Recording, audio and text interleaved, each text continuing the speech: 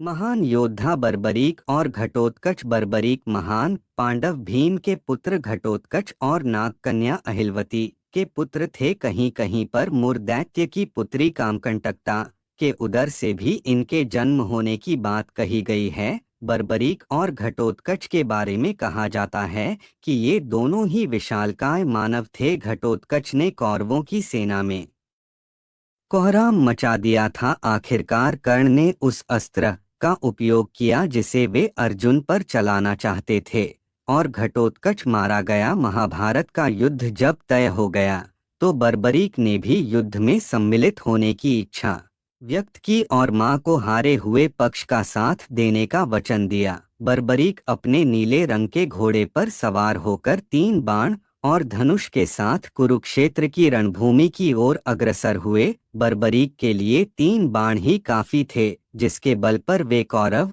और पांडवों की पूरी सेना को समाप्त कर सकते थे। यह जानकर भगवान कृष्ण ने ब्राह्मण के वेश में उनके सामने उपस्थित होकर उनसे दान में छलपूर्वक उनका शीश मांग लिया। बर्बरीक ने कृष्ण से प्रार्थना की कि वे अंत तक युद्ध देखना चाहते हैं।